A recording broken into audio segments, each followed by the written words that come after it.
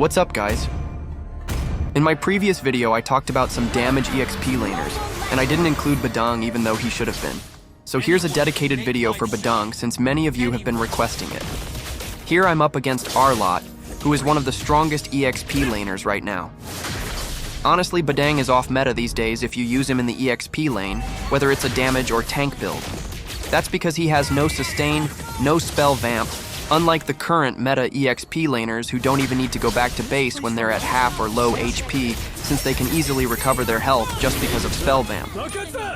But if we're just talking about damage EXP laners, Badang is better than most of them.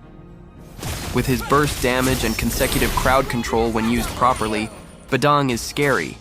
But yeah, he can easily be bullied in lane by today's meta EXP laners like Lapu or Cici. Regardless of his build, he's at a huge disadvantage against them in almost everything: sustain, tankiness, and damage. However, I think as a roamer, Badang is still great because of his mechanics, with lots of CC and heroes without a dash really suffer against him. But in fairness, his damage still really hurts, and he can still be viable in the EXP lane if the meta EXP laners get banned, or if you're also up against an off-meta EXP laner. Look at the enemy lineup. Ling and Estes, one of the worst combos.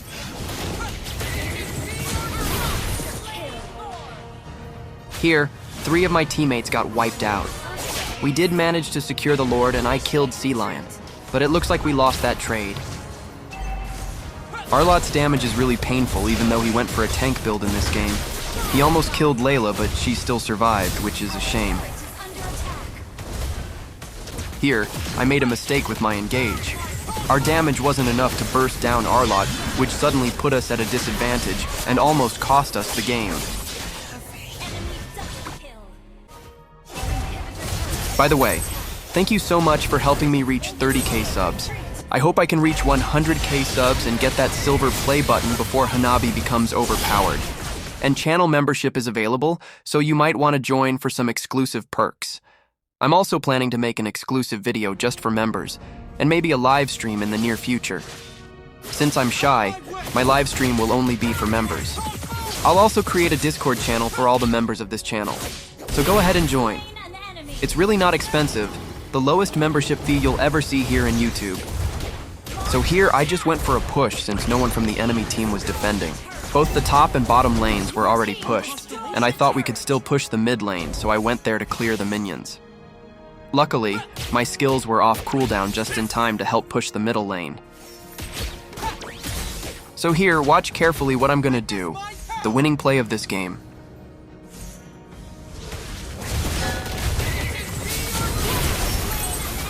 My teammates were really solid there, especially Layla, since she took that opportunity to push the turret.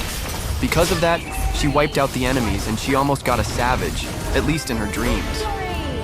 Gusion got the MVP here, but I think it should have been Layla since he's the one who really carried us. Anyway, here's another game, and I'm still using EXP lane Badang with a damage build. This time I'm up against Minsitthar, who is also a good damage type EXP laner, but he's situational. There are games where he can poison the enemies even if they're meta heroes. There are games where he's really hard to use against certain enemy lineups. And even though you can say he counters most of the meta heroes like Arlot and Lancelot, it's still really difficult. First of all, he only counters them mainly because of his ultimate, and the cooldown of his ultimate is so long compared to meta heroes, which is unfair. I actually got hooked into the turret there, but luckily I was able to recall and didn't die.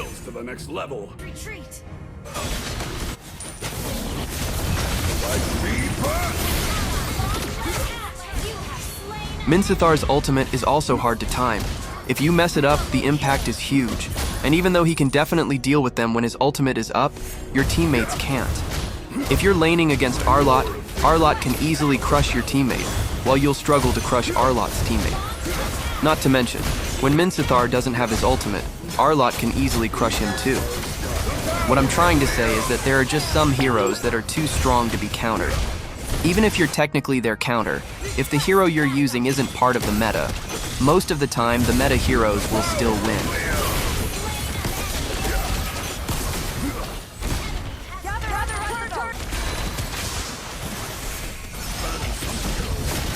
This part was really funny. It shows the importance of knowing this technique. I've escaped many times because of it. Just hide in the bush and it becomes a blind spot for the enemy as long as you don't attack them. In this part, Kadita was completely unaware that Minsitthar was hiding in the bush, so she ended up dying right away. And since I knew that Minsithar's ult was already used, it was actually a good time to re-engage even though we were one man down. I was about to use that bush ultimate technique earlier, but I got revealed by the litho. The good thing about damage type EXP laners is that they can push turrets fast and have the option to split push. That's why, as a solo player, it's really helpful if the hero you're using is strong at pushing.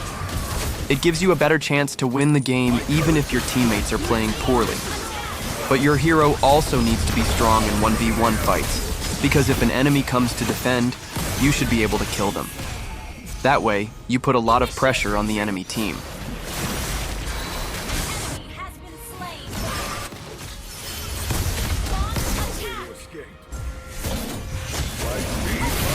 Here we managed to kill 3 enemies and tried to end the game, but we couldn't yet.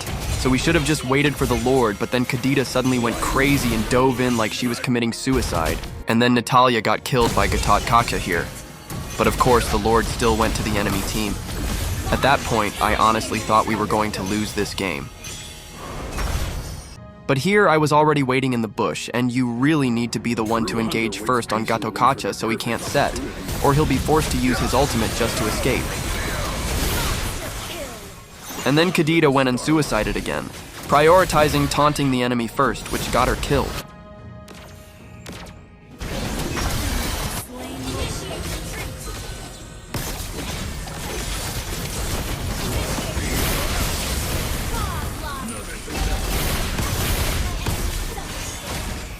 We almost lost that team fight, and I was surprised that I managed to wipe out the enemy team. I did make a mistake at the last part where I was trying to kill Gatot, but luckily I didn't die. So we still chased him down until we caught and killed him. The Lord went to the enemy side, but we were lucky that it didn't respawn in the mid lane, which gave us the opportunity to finish the game. I can feel my power grow.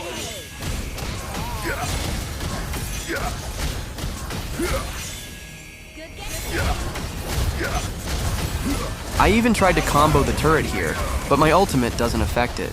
Anyway, always remember that in solo ranked games, it's 50% luck and 50% skill.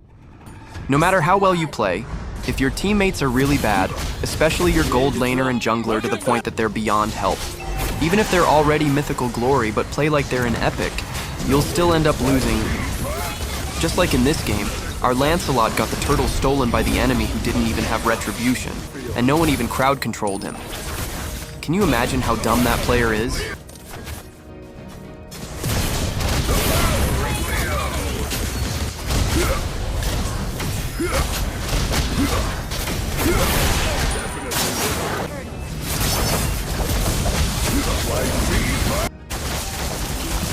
My courage. And then look at this. Estes as the roamer and Lancelot as the jungler. The combo of players like this is just terrible. They don't even complement each other at all.